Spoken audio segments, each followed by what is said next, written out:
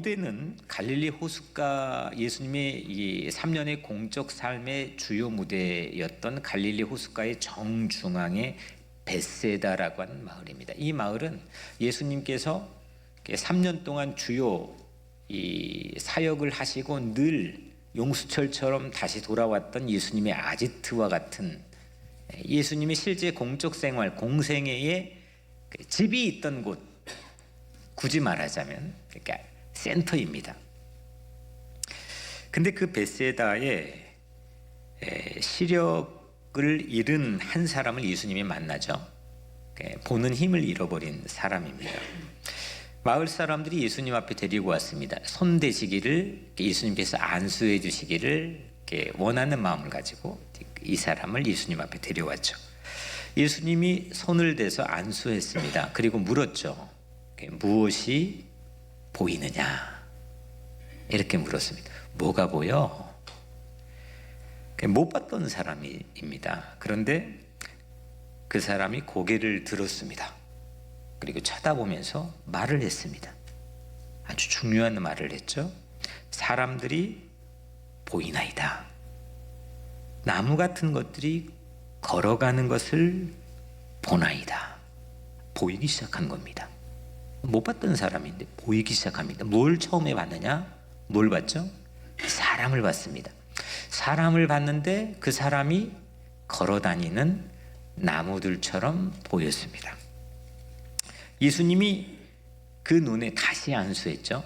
그리고 25절 말씀에 이에 그 눈에 다시 안수하심에 그가 주목하여 보더니 나아서 모든 것을 밝히 보는지라.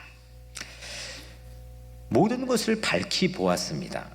완전한 회복입니다. 만물을 밝히, 모든 걸 정확하게. 메시지 성경을 보면은 시력이 2.0이 돼요. 이렇게 나와 있습니다. 저도 누군가에게 이 카톡 새해 메시지를 받았는데 2020이 시력 2.0이라네요. 말 되더라고요. 여하튼 이 사람이 갑자기 2.0이 된 겁니다. 그냥 보는 게 아니라 밝히 봤다는 겁니다. 그런데 한 가지의 문제가, 예수님께서 그 눈에 다시 안수하심에입니다. 오늘 25절이죠. 다시 안수하심에, 다시입니다. 복음서에는 예수님의 치유 기적이 아주 많이 나와 있습니다. 총 29번 내지는 28번 예수님이 병든 자들, 죽어가는 자들, 또 죽었던 자들, 그들에게 예수님이 치유의 기적을 일으킨 장면이 사복음서에 29번 정도가 나옵니다. 그런데 단 한 번도 예수님이 실수가 없었습니다. 그러니까 의료의 치료 행위를 하는데 실수가 없었습니다. 모든 것을 단박에 해결했습니다. 완벽하게 회복하고 치유해 주었습니다. 한 번에 고쳤습니다. 그런데 오늘 딱 한 번, 사복음서에서 딱 오늘 이 말씀 안에서만 2번에 걸쳐서 치유 행위를 해주십니다. 다시 치유해 주셨습니다. 한 번 하고는 불완전했던 거죠. 그리고 다시 안수하고 나서야, 그때서야 완전히 회복이 되죠. 왜 그러셨을까? 왜 그러셨을까요? 이 올 한 해의 비전이 다시잖아요. 근데 다시라고 하는 거는 그 말 안에 이런 의미가 포함되어 있지 않겠습니까? 이전에 시도했던 게 약간은 불완전하든지, 이전에 시도했던 게 잘 되다가 무언가 삐걱거렸다든지, 아니면 무너져 버렸다든지, 파괴됐다든지, 수리가 필요하다든지, 이럴 때 우리는 다시가 필요한 거죠. 잘 되면 다시를 할 필요가 없는 거잖아요.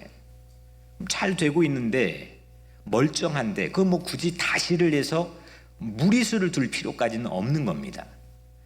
그런데 하나님께서 올 한 해 우리에게 다시라고 하는 비전을 주신 것은 이런 전제가 필요한 거죠. 오늘 이 시력을 잃어버렸던 벳세다의 한 사람이 예수님의 첫 번째 안수를 받고 완전하지 않았다는 거죠. 그거를 전제로 예수님께서 25절에 다시 안수하심에 했습니다.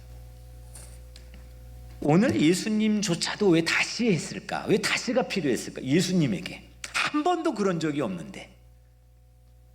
오늘 헬라어 원문을 좀 죄송하지만 보면은 이 눈이라는 단어가 두 번 나옵니다. 23절과 25절 한글 성경으로는 똑같이 눈 돼 있고, 그리고 영어 성경에도 eyes 똑같이 되어 있습니다.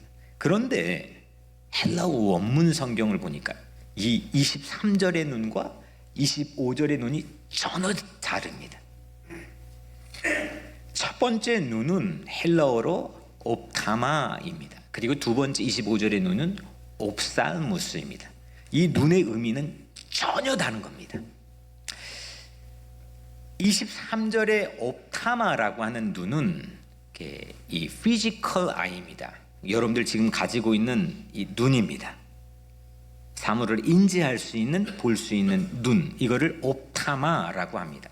두 번째 25절에 나와 있는 옵살무스는 그런 눈이 아닙니다. 이거는 마음의 눈, 영혼의 눈, 마음의 눈을 우리가 볼 수는 없는데 있다는 거죠. 영혼의 눈, 이게 있다는 거죠. 어디에 붙어 있는지는 I don't know. 하지만 옵살무스가 있다는 겁니다. 이거를 인지하고 사는 사람이 과연 얼마나 될까 싶지만, 그래서 우리는 이 보는 거에 상당히 많은 투자와 많은 주목을 하고 살고 있지만, 이게 성경에 보면은 이 사람을 첫 번째 만들었는데 이 사람의 이 본능 자체가 선악과를 보고 어떻게 말을 했죠? 먹음직도 하고 그 다음에 보암직도 하다는 거예요. 이게 보고 싶다는 기본적인 본능을 가지고 있습니다. 이게 함정이 되면 우리에게는 큰 치명타를 우리에게 날리는데, 이게 하나님께서 만들어진 하나님의 형상대로 잘 셋업이 되면 우리에게는 큰 혜택을 안겨다 주죠. 그런데 오늘 이 두 번째 눈인 옵살무스, 이게 1차 시도 때는 회복이 되지 않았다는 겁니다. 육신의 눈을 떠서 뭔가 보기 시작했는데, 사람도 인지하여 구별하기 시작했는데, 그 사람을 걸어다니는 나무로 봤습니다. 사사기 9장이 요담의 우화에서 가시나무, 포도나무 이런 우화들이 나오잖아요. 거기에서 이 자기 형제들, 요담이 흠에 떡 치듯이 막 돌로 살해하는 만행을 고발하기 위해 그 우화가 있는데, 그때 걸어다니는 나무들처럼 나무로 사람을 우화로 표현했던 이야기가 있죠. 오늘 이 이야기에서 우리가 볼 수 있는 것은 이 사람이 옵타마라고 하는 육신의 눈은 떴는데 마음의 눈이 여전히 떠 있지 않았다는 겁니다. 예수님의 목적은 육신의 눈이 목적이 아니었고, 우리 영혼의 눈이 떠지기를 예수님은 오늘 이 말씀을 통해 우리에게 원하시는 겁니다. 오늘 우리 마음 속에 있는 눈, 내 영혼 속에 잠자고 있는 눈, 이게 확 떠져서 정말 2.0, 2.0 만물을 확 하고 새롭게 볼 수 있는 그런 눈이 여러분들의 떠지기를 축복합니다. 사람들이 가지고 있는 인생관만큼 사람들은 살게 돼 있고, 가지고 있는 역사관만큼, 역사를 바라보는 관점, 눈만큼 그가 역사를 행동하며 살게 돼 있습니다. 신앙관만큼, 세계관만큼, 보는 만큼 사람은 움직이게 돼 있습니다. 얼마만큼 보느냐, 딱 지평선만큼, 그만큼만 보면 그 지평선 안에 사람들은 움직이지만, 보통 꿈이라고 하는 것은 beyond, 지평을 넘어서서 그 지평을 확대해 가지고 그 넘어 있는 걸 보는 걸 꿈이라고 합니다. 보는 것만큼 넓어지는 거죠. 마음의 눈의 위력은 거기에 있습니다. 내 영혼의 눈의 위력과 능력은 거기에 있는 거죠. 그거를 뜨게 해야 된다는 거예요. 그래야 우리 삶에 다시의 비전이 리셋되어서 우리 삶에 새 것을 볼 수 있게 된다는 겁니다.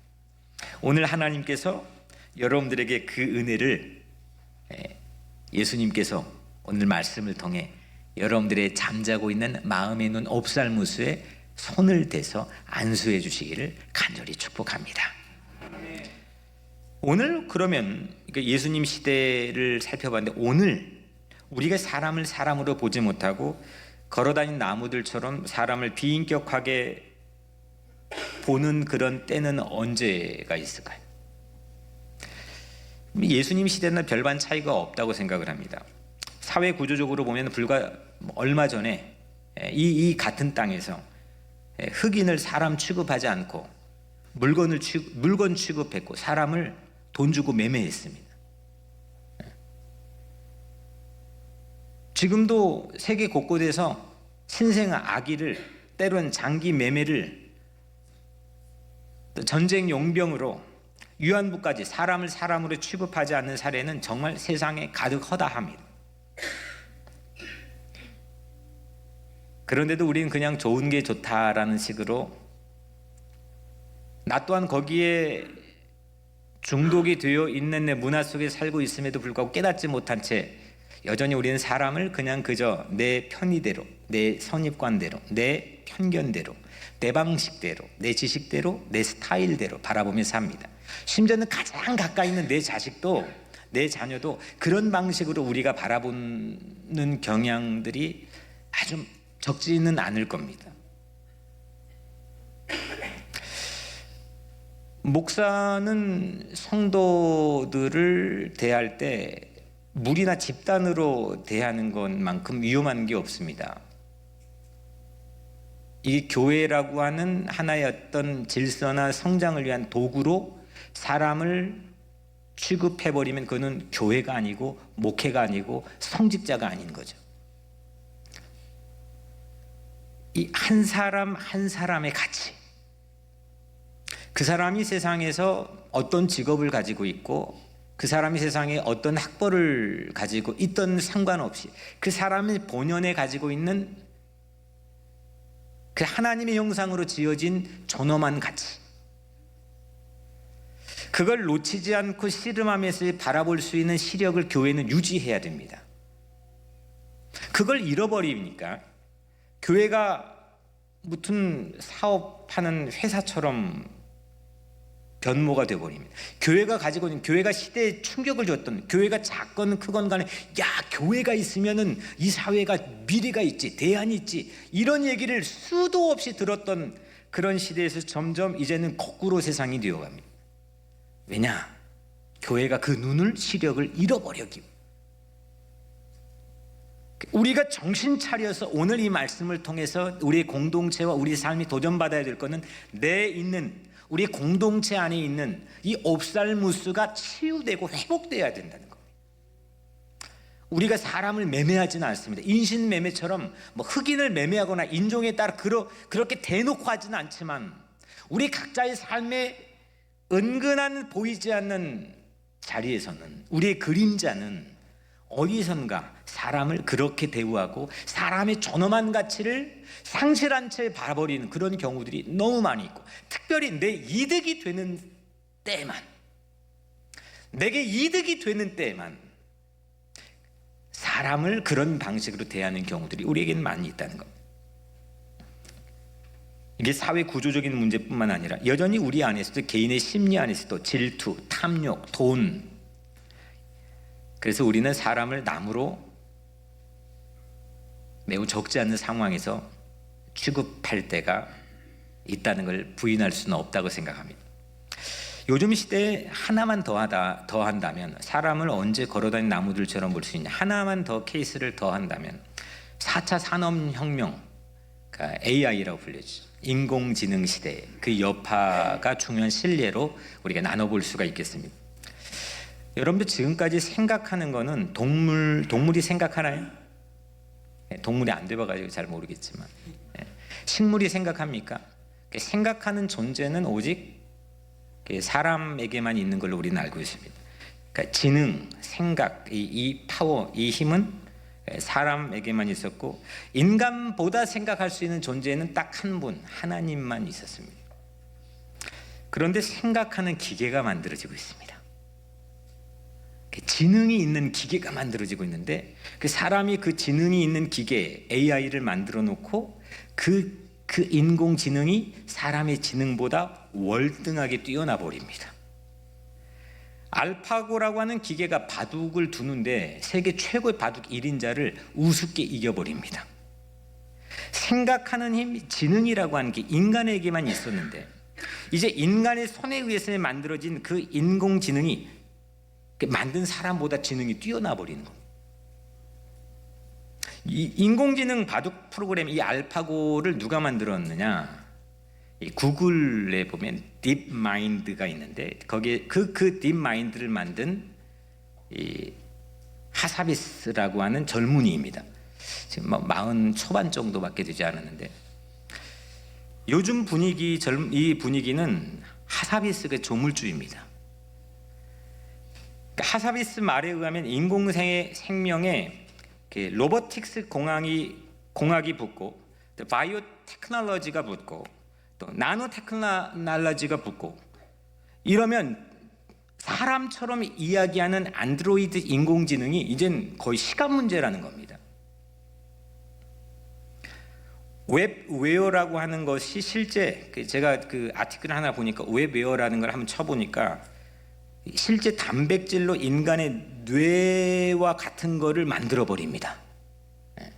생각하는 지능이 이게 상상을 초월하는 거죠. 이거를 그냥 어떤 그 개인 이 젊은이가 캠브리지 졸업한 다음에 20몇 살 때 만들어 가지고 구글이 그 사람 픽업해 가지고 지금 구글의 집단적인 어떤 하나의 프로젝트로 만들어 버리고 그런 정도가 아니라 EU 유럽 연합에서는 이걸 뭐 오래 전부터 이게 지금 투자해 진행시키고 있고 우리가 살고 있는 이 미국에서는 브레인 이니셔티브라고 하는 프로젝트를 가지고 미국 정부에 추진하고 있는 가장 커다란 대규모 뇌 연구 프로젝트가 진행되고 있습니다. 흔히 하는 말이죠. 사람은 에덴 동산에서 나왔는데 요즘 인공지능은 지금 미국 서부의 실리콘밸리에서 나온다. 요즘 시대 사람을 걸어 다니는 나무로 취급할 수 있는 함정의 가장 대표적인 사례죠. 사람의 노동력과 직장을 벌써 상당 부분 인공지능이 처리하고 있습니다. 판도가 바뀌어가고 있습니다. 며칠 전 지금 이게 맨하탄도 지금 초비상 상태로 이란과의 전쟁이 지금 미국 곳곳마다 감돌고 있는데 미국의 드론으로 이란의 하여튼 군 1인자를 드론으로 그냥 격추시키지 않습니까? 인공지능이라고 하는 거는 우리가 생각하는 것 이상으로 매우 빠른 스피드로 진행되고 있습니다. 이때 교회는 어떻게 해야 됩니까? 우리가 답변해야 됩니다. 다시 옵살무스, 이 마음의 눈, 영혼의 눈이 떠져야 될 때입니다. 실제로 내 호주머니에 이미 스마트폰이라는 인공지능이 있는 건 다름없습니다. 요즘에 유튜브를 보면 자기가 유튜브가 나를 어떻게 하는지 내가 좋아하는 유튜브를 딱 배열해 가지고 띄워줍니다. 늘 내가 보는 건 그냥 우연이 아니라 내가 보는 스타일을 다 알고 띄워주는 겁니다. 사진 정리, 전화번호 정리 자기가 다 알아서 해줍니다. 언제 내가 말한 적도 없는데 그냥 알아서 해줍니다. 내 기호와 내 방향을 나보다 더 잘합니다. 내 주머니에 이미 인공지능이 들어와 있습니다. 그런데 모든 사람에게 이 인공지능이 다 해주고 사람이 할 일이 없어지면 그때는 뭐가 남느냐? 그때는 뭐가 남느냐? 착한 사람, 남을 배려해 줄 줄 아는 사람, 사랑하는 사람. 이건 인공지능이 못합니다. 지능은 우리보다 뛰어난 걸 사람이 만들 수 있지만 영성이 뛰어난 그런 인간의 또 다른 피조는 사람이 만들지 못합니다. 지금까지는 똑똑한 사람, IQ 높은 사람이 세상 지배했습니다. 좋은 학교 나와서 똑똑한 사람이 그래도 세상을 좀 움직였습니다. 그런데 AI 이 시대는 지능으로 우열을 이제 못 가집니다. 모든 사람 주머니에 다 스마트가 있습니다. 그런 기회가 어느 정도는 평등하게는 주어져 있습니다. IQ 높다고 이게 꼭 성공하고 그런 시대가 아닙니다. 이제는 앞으로는 미덕 있는 사람, 하나님 잘 믿는 사람, 기도할 줄 아는 사람, 사랑을 포기하지 않는 사람, 이런 사람, 종교가, 신앙이, 영성이 압도하는 그런 사람이 영향을 미치는 시대가 온다라고 이어령 교수도 얘기하고 여러 사람들이 이야기하고 있습니다. 우리가 철들어간다는 것은 지성으로 사는 것이 아니라, 내 판단으로 사는 것이 아니라 영성으로 사는 거죠. 누군가를 위해 기도하고 누군가의 상황에 처해 있는 그 자리에 서보고 그 고통과 아픔이 느껴지면 같이 안아주고 손을 잡아주고 눈물을 닦아주고 기도해주고, 이거 우리가 할 수 있는 거 아닙니까? 분단으로 신음한 내 민족도 다시 봐야죠. 산업화 시대에 허리띠 졸라매고 자녀를 키운 우리 부모 세대들, 전쟁을 겪었던 우리의 부모 세대들도 우리 옵살무스로 봐야죠. 오늘날 이 한국 사회나 미국 사회나 이 세대 간의 이 전쟁이 보이지 않는 전쟁. 기성세대들은 그냥 젊은 세대들, 또 젊은 세대들은 기성세대를 그냥 사람을 사람으로 봐주지 않는, 은혜가 없는 겁니다. 이거 우리가 할 수 있는 거 아닙니까? 부모 세대를 존경하고 그 가치를 인정하고, 부모 세대는 다음 세대를 축복하고 길을 열어주고, 이렇게 사람을 보는 시력을 회복해야 될 줄로 믿습니다. 그래서 오늘 사랑하는 여러분, 예수님이 우리 눈에 다시 안수하시는 그런 사건이 오늘 여러분들의 삶에 일어나기를 축복합니다.